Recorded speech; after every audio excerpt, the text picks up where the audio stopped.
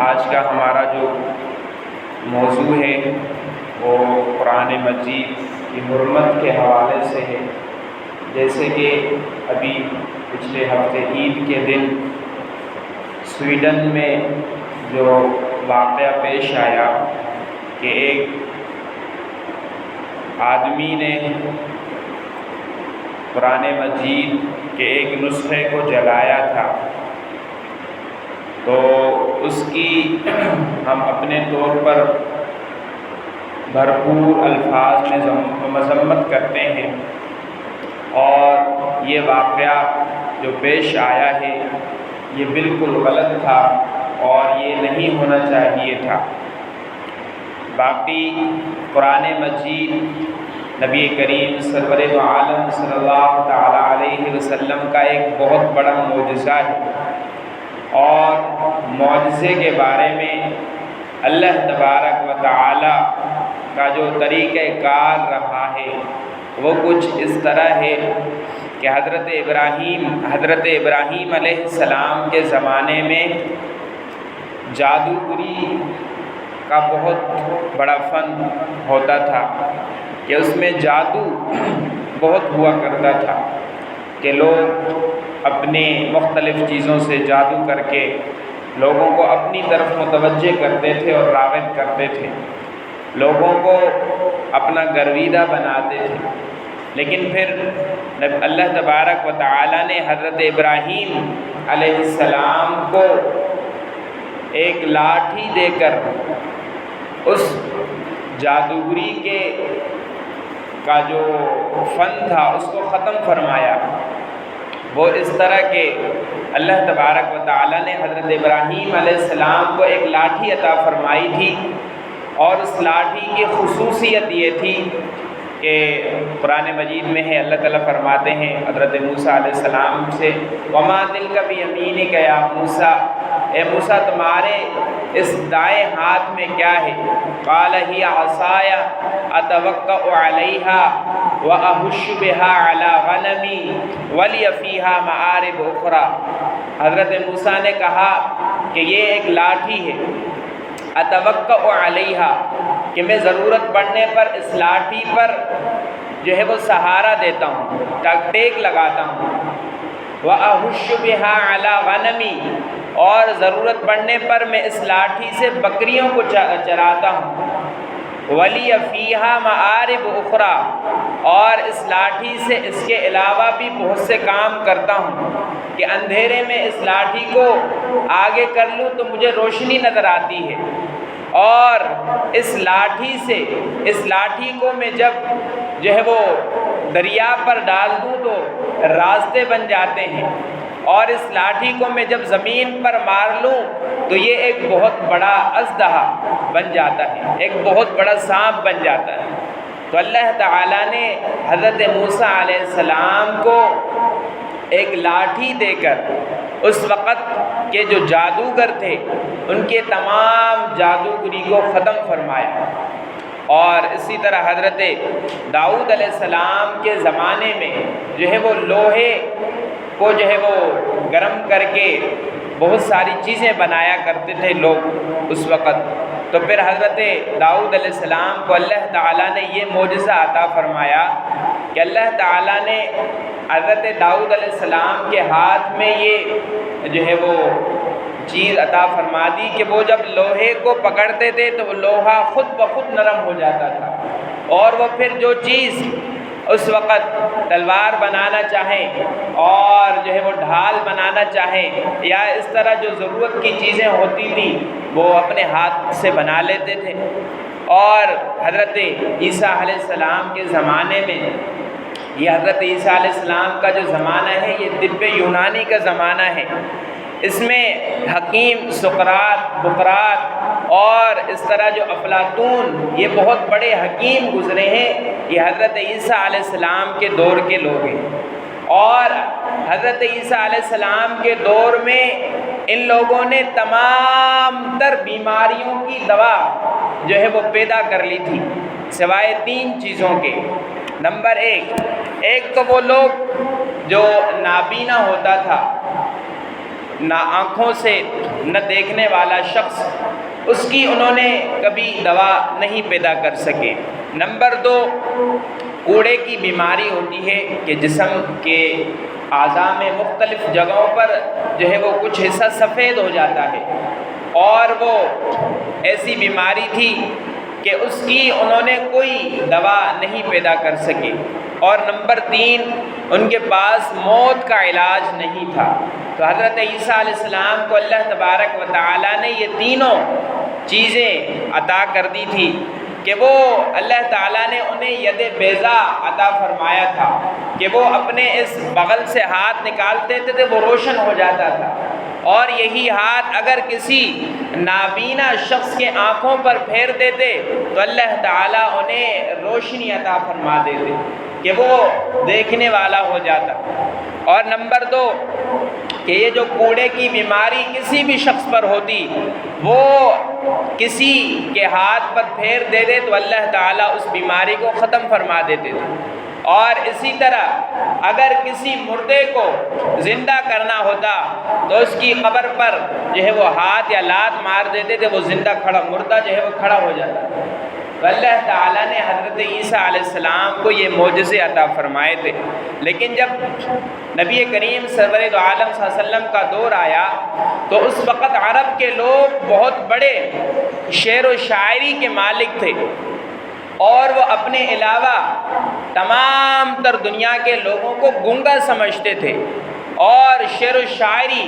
اور ادب، فصاحت اور بلاغت کے لحاظ سے خود کو بہت بڑا جو ہے وہ استاد سمجھتے تھے، ہر ایک اپنے فن میں ماہر تھا۔ لیکن نبی کریم سرور دو عالم صلی اللہ تعالی علیہ وسلم کو جو ہے وہ اللہ تعالیٰ نے بالکل اسی طرح ہی ادب کے لحاظ سے، بلاغت کے لحاظ سے، فصاحت کے لحاظ سے دنیا کا سب سے بہترین کلام عطا فرمایا، اور وہ ہے قرآن مجید۔ اور قرآن مجید ایک ایسی کتاب ہے کہ اس کی مثل پوری دنیا نہیں لا سکی۔ اس وقت کہ جب شعر و شاعری، ادب کا، فصاحت و بلاغت کا عروج تھا، اس وقت جو ہے وہ لوگ بہت بڑے فنکار سمجھے جاتے تھے، لیکن جب ان کے سامنے قرآن مجید کی 3 آیتیں پیش کی گئی، انا اعطیناک الکوثر فصل لربک وانحر ان شانئک هو الابتر، تو وہ لوگ بہت حیران ہو گئے، اور نبی کریم صلی اللہ علیہ وسلم نے جو ہے وہ ایک دعویٰ کیا، فَأْتُوا بِسُورَةٍ مِّن مِّثْلِهِ، کہ اس قرآن کے جیسی مختصر سی صورت کوئی لے آؤ کہ جو اس میں فصاحت میں بھی، بلاغت میں بھی جو ہے وہ بہت عمدہ ہو، اور صرف یہ نہیں کہ ہر آدمی لائے بلکہ تم تمام کی تمام قوم بھی جمع ہو جائے تو ایک صورت اس جیسی بھی نہیں لا سکتے، اور صورت بھی کوئی بہت بڑی نہیں، صرف 3 آیات پر مشتمل صورت ہو، پھر بھی پوری قوم کٹھی ہو جائے، شعر و شاعری اور ادب، فصاحت، بلاغت کے جو ہے وہ تم بہت بڑے استاد سمجھے جاتے ہو، اگر مل کر بھی مختصر سی 3 آیات کی صورت بنانا چاہو تو تم نہیں لا سکتے۔ اور آگے جو ہے وہ آج کے دور میں مستشرقین بھی اسی قرآن مجید کے مخالف جو ہے وہ کام کر رہے ہیں، اور جو ہے وہ قرآن مجید کے خلاف لوگوں کو جو ہے وہ باہر ہٹا رہے ہیں، قرآن مجید سے لوگوں کو متنفر کر رہے ہیں۔ اور اسی طرح جو ہے وہ ڈاکٹر سروش، یہ ایک بہت پہلے ایک یہودی گزرا تھا، اس سے جو ہے وہ لوگوں نے بہت سارے ڈالر دے کر کہا تھا کہ قرآن مجید کے مثل کوئی تم صورت لے آؤ، اور دنیا نے تمام تر چیزیں اسے مہیا کی اور مال و دولت دیا اور سب کچھ دنیا کی جو ضروریات ہوتی ہیں اس کو دی، اور کہا کہ تم صرف قرآن مجید کے جیسی ایک صورت لے آؤ۔ اور اس وقت کا جو ہے وہ بہت بڑا عالم تھا، عربی عالم تھا، تو اس نے 7 سال کی محنت کے بعد ایک کتاب جو ہے وہ شائع کروائی جس کا نام تھا الفرقان الحق، اور اس نے جو ہے وہ پوری کتاب قرآن مجید کے مخالف پیدا کی اور اس نے لکھی تھی۔ لیکن جیسے ہی اور یہ الفرقان الحق جو کتاب ہے یہ آج بھی نیٹ پر موجود ہے، کوئی سرچ کرے تو اس کو وہ جو ہے وہ سامنے آ جاتی ہے۔ لیکن جب اس کو علماء کرام نے دیکھا، حفاظ کرام نے دیکھا، مفتیان کرام نے دیکھا تو اس کو ایک فضول کتاب قرار دیا، اور یہی سچ ہے۔ لیکن آگے چل کے اسی طرح جو ہے وہ لوگ ہم مسلمانوں کو جو ہے وہ بے وقوف سمجھتے ہیں، اور یہ سمجھتے ہیں کہ ہمارے اندر کوئی غیرت نہیں ہے، ان سے جو ہے وہ کوئی بھی کام کروایا جا سکتا ہے۔ لیکن مغرب شاید یہ بھول گیا ہے کہ لوگ تو آکسیجن سے سانس لیتے ہیں، لیکن دنیا کے اندر جتنے بھی لوگ مسلمان رہتے ہیں وہ نبی کریم سرور دو عالم صلی اللہ تعالی علیہ وسلم کے نام سے سانس لیتے ہیں، اور اس کا نام سنتے ہی دل کو جو ہے وہ سرور مل جاتا ہے، اور قرآن مجید جو حضور علیہ السلام کے سینے پر اتری ہوئی کتاب ہے اس کو پڑھ کر جو ہے وہ دل کو سکون اور اطمینان ملتا ہے۔ الا بذکر اللہ تطمئن القلوب، کہ اللہ تبارک و تعالی نے اپنے ذکر میں ہی دلوں کے اطمینان کو حاصل کرنے کا ایک ذریعہ بنایا ہے۔ اور اسی طرح جو ہے وہ جب کسی آدمی کے پاس بات کرنے سے جو بات آپس میں ہوتی ہے، جب دلائل ختم ہو جاتے ہیں تو وہ لڑائی پر اتر آتا ہے، اور یہ دنیا کا دستور ہے، ایسا ہی ہوتا ہے۔ جب بات پر دلیل دی جائے تو بات آگے بڑھتی ہے، جب سامنے والے کے پاس بات اور جو ہے وہ دلائل ختم ہو جائیں تو وہ لڑائی جھگڑے پر شروع ہو جائے گا، اور جو ہے وہ سامنے والے کا گریبان پکڑنے لگے گا۔ بالکل ایسا ہی ہے۔ اور اسی طرح جو ہے وہ لوگ ہمارے نبی کریم سرور دو عالم صلی اللہ علیہ وسلم کو برا بھلا کہتے ہیں، اور یہ ان کی جو ہے وہ ایک بھول ہے کہ وہ ہمارے نبی کریم سرور دو عالم صلی اللہ علیہ وسلم کی توہین کر کے ہمیں اس دنیا سے مٹانا چاہتے ہیں، اور قرآن مجید کو جلا کر جو ہے وہ ہمیں تکلیف پہنچانا چاہتے ہیں، اور اسی طرح جو ہے وہ یہ چاہتے ہیں کہ دنیا کے اندر مسلمان جو ہے وہ بہت تھوڑے سے ہیں۔ یہ بالکل ان کی بھول ہے، اور یہ ان کی جو ہے وہ بات ہے ان کے ذہن سے نکل جانی چاہیے۔ جب بھی نبی کریم سرور دو عالم صلی اللہ علیہ وسلم کی حرمت کی بات ہو، صحابہ کرام کے حرمت کی بات ہو، قرآن مجید مقدس کے حرمت کی بات ہو، تو تمام مسلمان اپنی تمام تر لڑائیوں کے باوجود اکٹھے ہو جاتے ہیں، اور یہ ایک بہت بڑی دلیل ہے کہ نبی کریم سرور دو عالم صلی اللہ علیہ وسلم کی قوم آج بھی زندہ ہے، کہ ان کے جو مقدسات ہیں ان پر اگر کوئی حملہ کرے تو وہ اس کا ضرور جواب دیتے ہیں۔ اور اسی طرح پہلے بھی ہوا ہے کہ نبی کریم صلی اللہ علیہ وسلم کی جو ہے وہ توہین بیان کی گئی، تو جو ہے وہ بہت سارے لوگوں نے ان لوگوں کو قتل کر دیا ہے، اور جو قتل کرنے والے لوگ تھے کوئی بہت بڑے عالم نہیں تھے، کوئی بہت بڑے مفتی نہیں گزرے، بلکہ کوئی ریڈی بیچنے والا ہے، کوئی پولیس میں جو ہے وہ ملازمت کرنے والا ہے، کوئی جو ہے وہ اسی طرح کہیں عام جگہ پر کام کرتا ہے۔ تو یہ ایک بہت بڑی دلیل ہے جو مغرب بھول چکا ہے کہ ہم ان کی مقدسات پر حملہ کر کے، ہم ان کے نبی کی توہین کر کے، ان کے صحابہ کی توہین کر کے ہم ان کے دلوں سے جو ہے وہ اس کی عزت نکال دیں گے۔ یہ ان کی بہت بڑی بھول ہے۔ اور یہ انشاءاللہ قیامت جو ہے وہ قائم ہونے تک یہ قرآن مجید بھی رہے گا، اور صحابہ اکرام کی جو ہے وہ عزت کی بات کی جائے گی، صحابہ اکرام کے فضائل بیان کیے جائیں گے، نبی کریم سرور دو عالم صلی اللہ علیہ وسلم کی سیرت کو بیان کیا جائے گا، قرآن مجید قیامت تک قائم رہے گا۔ اور اللہ تعالیٰ فرماتے ہیں اِنَّا نَحْنُ نزلنا الذکر وَإِنَّا لَهُ لَحَافِظُونَ، قرآن مجید کو ہم نے اتارا ہے اور ہم ہی اس کی حفاظت کرنے والے ہیں۔ اور چلو مان بھی لو کہ قرآن مجید کے نسخوں کو جو ہے وہ جلایا جائے، اور کسی طرح جو ہے وہ یہ کیا جائے کہ جہاں جہاں قرآن مجید کے چھپنے والی فیکٹریاں ہیں یا جہاں جہاں قرآن مجید کے چھپنے والے کارخانے ہیں ان کو کسی طرح ختم بھی کیا جائے، تو کیا اتنے جو ہے وہ دنیا کے اندر لاکھوں کروڑوں حفاظ کرام ہیں، کیا ان کے سینوں سے قرآن مجید نکالا جا سکتا ہے؟ کیا اتنے جو ہے وہ بڑے مفتیان کرام اور مولویان کرام جو ہے وہ قرآن مجید کو سمجھنے والے ہیں، اس کے تراجم کو یاد کرنے والے ہیں، کیا اس کے جو ہے وہ سینوں سے قرآن مجید کے مفاہیم کو نکالا جا سکتا ہے؟ بالکل نہیں نکالا جا سکتا۔ یہ جو ہے وہ مغرب کی بہت بڑی بھول ہے کہ یہ لوگ ہمیں اذیت دے کر جو ہے وہ ہم سے قرآن مجید کی عظمت کو جو ہے وہ چھیننا چاہتے ہیں، حضور علیہ السلام کی توہین کر کے جو ہے وہ ہم پر حملہ کرنا چاہتے ہیں۔ بالکل بھی ایسا نہیں ہوگا، اور انشاءاللہ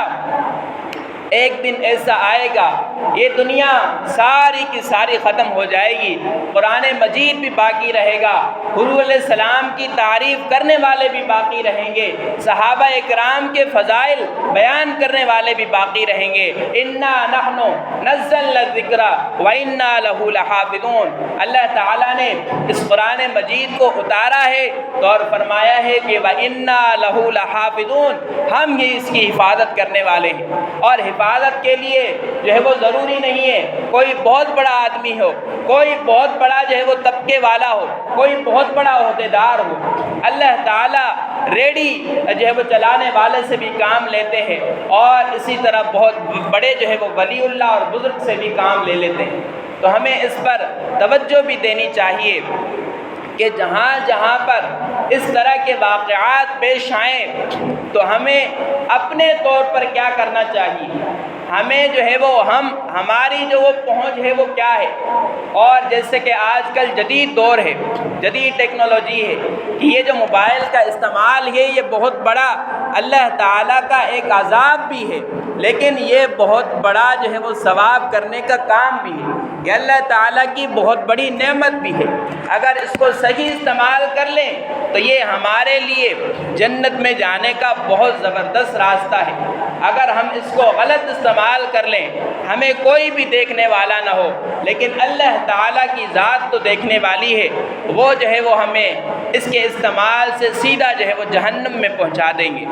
تو ہمیں سب سے پہلا کام یہ کرنا ہے کہ جیسے کہ آج جو ہے وہ سرکاری سطح پر یہ اعلان بھی ہوا ہے کہ قرآن مجید کی حرمت کے حوالے سے جلسوں جلوس نکالے جائیں اور جو ہے وہ ریلیاں نکالی جائیں۔ اگر کوئی ریلی میں شریک نہیں ہوتا تو کوئی بات نہیں، شریک ہونا چاہیے، جلسے جلوس میں شریک ہونا چاہیے۔ سرکاری سطح پر جو ہے وہ آج چھٹی بھی ہے، لیکن اگر کوئی شریک نہیں ہو سکتا کسی بھی وجہ سے تو اس موبائل کے اندر فیس بک ہے، واٹس ایپ ہے، یوٹیوب ہے اور اس طرح کے بہت سارے جو آپشن ہیں، ہم اس کو استعمال کر کے ہم اس جلسہ و جلوس میں شریک ہو سکتے ہیں۔ ہم اپنے طور پر لکھ لیں کہ میں سویڈن کے واقعے کی قرآن مجید کی جو ہے وہ بے حرمتی کی گئی، قرآن مجید کے نسخے کو جلایا گیا، نعوذ باللہ، میں اس کے جو ہے وہ بھرپور الفاظ میں مذمت کرتا ہوں۔ بالکل ایسا نہیں ہونا چاہیے اور مسلمانوں کو جاگنا چاہیے۔ یہ جو ہے وہ تھوڑا سا لکھ کے اپنے جو ہے واٹس ایپ کے جو ہے وہ اسٹیٹس پر لگا دیں، فیس بک پر لگا دیں، اور جو ہے وہ پورا ایک ہنگامہ برپا کر دیں، اور یہ کوئی بری بات نہیں بلکہ اس سے آپ کو ثواب ملے گا۔ اگر کسی نے لکھ لیا ہے، کسی کو لکھنا نہیں آتا تو اس کو آگے شیئر کر دے اور وہ اپنے دوستوں میں شیئر کر دے، واٹس ایپ پہ، فیس بک پہ، اور اگر کسی کا جو ہے وہ اکاؤنٹ بنا ہوا ہے، کسی کا چینل ہے تو اس کو یوٹیوب پہ ڈال دے، اور اس طرح جو ہے وہ اپنا مسلمان ہونے کا جو ہے وہ ایک ثبوت دے کہ ابھی مسلمان زندہ ہے، ابھی مسلم قوم زندہ ہے، ابھی مری نہیں ہے۔ تھوڑی سی انسان سے غفلت ہو جاتی ہے، مسلمان تھوڑا سا غافل ہو جاتا ہے، لیکن غفلت کا مطلب یہ نہیں کہ کوئی واقعہ پیش آ جائے اور ہم بالکل مردہ ہوں، ایسا نہیں ہو سکتا۔ اور اس سے جو ہے وہ اللہ تعالیٰ ابابیل سے جو ہے وہ پرندوں سے جو ہے وہ پوری قوم کو تباہ کروا سکتے ہیں،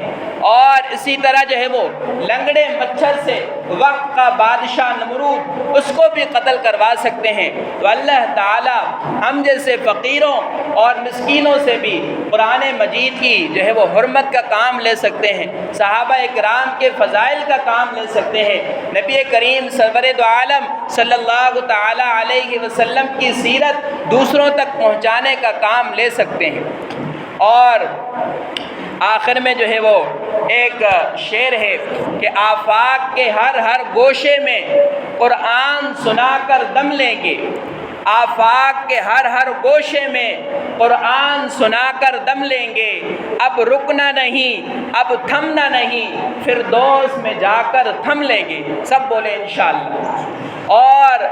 سب آخر میں جو ہے وہ قرآن مجید کے ہمارے اوپر بہت سارے حقوق ہیں، ان میں سے کچھ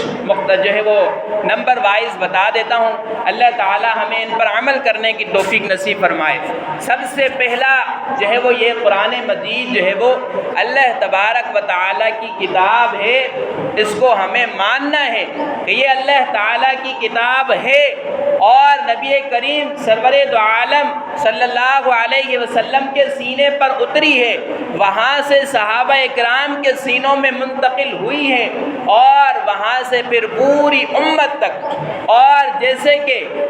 جو الفاظ آج بھی قرآن مجید میں موجود ہیں، یہ وہی الفاظ ہیں اللہ تعالیٰ نے حضرت جبرائیل علیہ السلام کو، جبرائیل نے حضور علیہ السلام کے سینے پر، حضور نے اپنے صحابہ اکرام کے سینوں پر منتقل کیے ہیں، اس میں کوئی رد و بدل نہیں ہوا، اور انشاءاللہ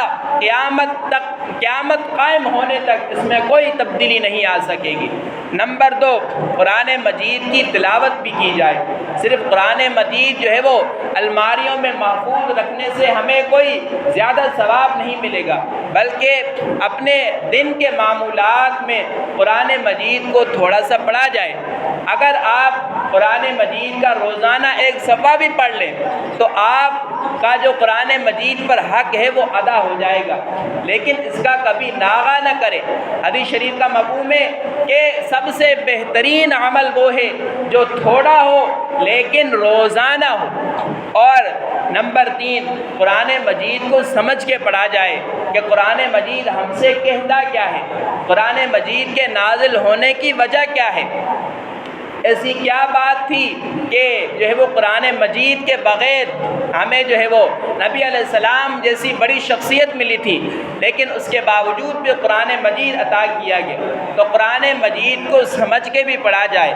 اور نمبر 4، قرآن مجید پر عمل بھی کیا جائے کہ جب قرآن مجید کی ہم تلاوت کریں گے اس کا ایک ثواب ہوگا، قرآن مجید کو سمجھ کے پڑھیں گے 2 ثواب ہوں گے، قرآن مجید کو سمجھنے کے بعد اس پر عمل بھی کریں گے تو یہ اس طرح 3 جو ہے وہ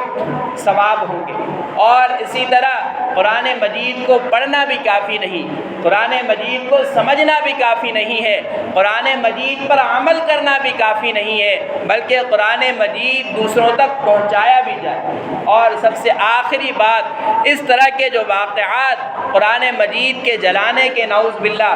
جہاں کہیں پر بھی ہوں، اللہ تعالیٰ اگر ان کے جو ہے وہ ہدایت ان کے ذمے ہے تو اللہ تعالیٰ انہیں جلد از جلد ہدایت عطا فرما دے، اور اگر ان کے مقدر میں ہدایت نہیں ہے تو اللہ تعالیٰ ایسے لوگوں کو نیست و نابود فرما دے۔ اور آخری جو بات تھی وہ یہ ہے کہ اگر اس طرح کے واقعات توہین صالحین کے واقعات جہاں پر بھی ہوں اپنے طور پر انسان اپنی کوشش کر کے اس کی مذمت کرے۔ اللہ تعالیٰ سے دعا ہے جو میں نے کہا آپ نے سنا، اس پر ہم سب کو عمل کرنے کی توفیق نصیب فرمائے۔ آخر دعوانا الحمدللہ رب العالمین۔ سنت